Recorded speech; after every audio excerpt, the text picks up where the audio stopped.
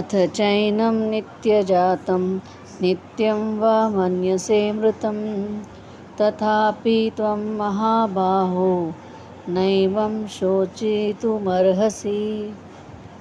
नमस्कार दोस्तों, आप सभी का स्वागत है हमारे YouTube channel Usha Prabha lifestyle में। महाभारत की युद्ध भूमि में जब अर्जुन अपने प्रियजनों के सामने देखकर दुख और मोह में डूब जाते हैं, तब भगवान श्री कृष्ण उन्हें आत्मा और जीवन का गहरा सत्य समझाते हैं।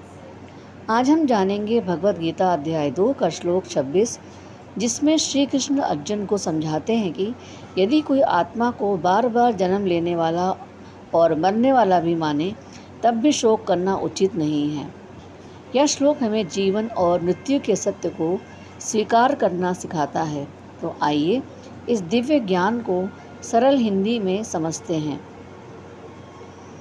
हे महाबाहो अर्जुन, यदि तुम आत्मा को बार बार जन्म लेने वाला और बार बार मरने वाला भी मानो, तब भी तुम शोक नहीं करना चाहिए। इस श्लोक में भगवान श्री कृष्ण अर्जुन को एक और दृष्टिकोण से समझाते हैं। पहले श्री कृष्ण ने बताया था कि आत्मा अमर है, उसका ना जन्म होता है और ना मृत्यु। लेकिन यहाँ ये कहते हैं कि मान लो कि आत्मा नश्वर भी है और वह बार बार जन्म लेती है और मरती है, तब भी शोक करने का कोई कारण नहीं है। क्यों? क्योंकि जो जन्म लेता है उसकी मृत्यु निश्चित है और मृत्यु के बाद फिर नया जन्म भी निश्चित है। यह प्रकृति का अटल नियम है। जैसे दिन के बाद रात आती है और रात के बाद फिर सुबह आती है, वैसे ही जीवन और मृत्यु का चक्कर चलता रहता है। मान लीजिए पेड़ के पुराने पत्ते सूख कर गिर जाते हैं। क्या पेड़ रोता है? नहीं, क्योंकि कुछ समय बाद नए पत्ते फिर आ जाते हैं। उसी प्रकार शरीर बदलते रहते हैं, लेकिन जीवन की यात्रा चलती रहती है।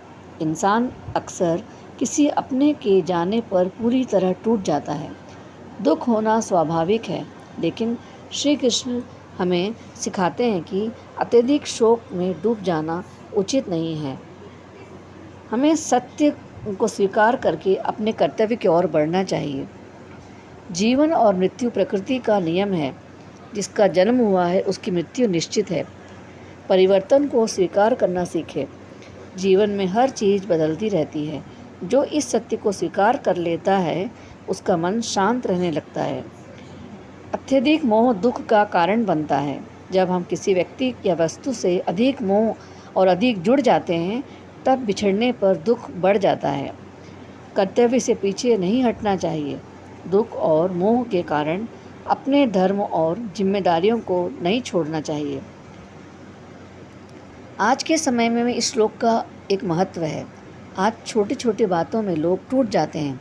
रिश्तों का टूटना, असफलता, किसी प्रिय के दूर जाने का, ये सब दुख में रहता है। लेकिन गीता हमें मानसिक शक्ति देती है। यह श्लोक सिखाता है कि जीवन में परिवर्तन हमेशा होगा, इसलिए मजबूत बनो और आगे बढ़ो। जो व्यक्ति इस सत्य को समझ लेता है, वह कठिन परिस्थितियों में भी संतुलित रहता है। दोस्तों, भगवद गीता का यह श्लोक हमें सिखाता है कि जीवन और मृत्यु का अनंत यात्रा का हिस्सा है। अत्यधिक शोक करने के बजाय हमें सत्य को स्वीकार करके अपने कर्तव्य को निभाना चाहिए। यदि आपको यह ज्ञानवर्धक वीडियो पसंद आया हो तो वीडियो को लाइक करें और हमारे चैनल उषा प्रभा लाइफस्टाइल को ज़रूर सब्सक्राइब करें। आपका एक छोटा सा समर्थन हमें ऐसे ही आध्यात्मिक और प्रेरणादायक वीडियो बनाने की शक्ति देता है। धन्यवाद दोस्तों। राधे राधे।